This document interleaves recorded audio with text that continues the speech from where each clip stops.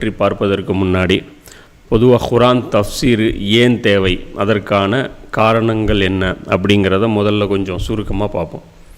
தமிழகத்தில் இன்றைக்கி பார்த்திங்கன்னா எங்கே பார்த்தாலும் முஸ்லீம்கள் மத்தியில் சண்டை, சச்சரவு, கருத்து முரண்பாடுகள், மோதல், இது மாதிரியான போக்குகள் நம்ம பரவலாக பார்க்குறோம். ஒருத்தர் காஃபிர் ஃபத்வா கொடுத்துக்கிறது, ஒருத்தர் மசாயில் அடிச்சுக்கிறது, இது இறை தூதர் மேலே, இது எல்லாத்துக்கும் காரணம் என்ன அப்படின்னு பார்த்தீங்கன்னா, ஒரு வார்த்தையில் சொன்னால் குர்ஆனை பற்றிய போதுமான அறிவு இல்லாததன் காரணமாக தான் இது எல்லாமே நிகழுது. குர்ஆனை பற்றி போதுமான அறிவு இல்லாத அந்த மக்கள் மத்தியில் ஈஸியாக ஒரு ஃபித்னாவை என்ன பண்ண முடியும் அப்படின்னா வளர்க்க முடியும். ஒரு ஃபித்னாவை உருவாக்கி அதில் செலுத்த முடியும்.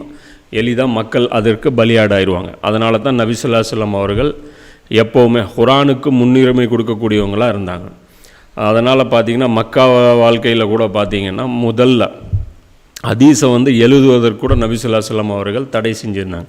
முதல்ல குர்ஆனை நல்லபடியாக நீங்கள் ஸ்டடி பண்ணுங்கள், அதுக்கப்புறம் நீங்கள் ஹதீஸ்களை எழுதி பாதுகாத்து கொள்ளலாம்.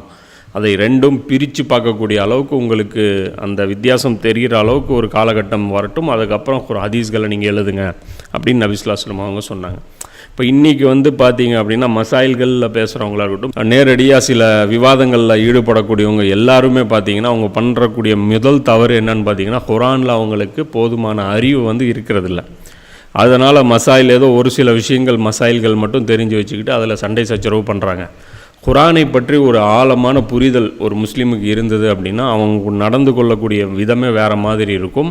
எந்த விஷயத்தை பெருசாக எடுத்துக்கணும், எந்த விஷயத்தை பெருசாக பொருட்படுத்தக்கூடாது அப்படிங்கிற அந்த பார்வை அவனுக்கு கிளியராக இருக்கணும். இந்த குர்ஆனை பற்றி அந்த புரிதல் இல்லாததன் காரணமாகத்தான் இன்றைக்கி நம்ம மத்தியில் ஏகப்பட்ட பிரச்சனைகள், சண்டை சச்சரவுகள் இருக்குது. இந்த ஹதீஸ்களில் தான் நம்ம மோதி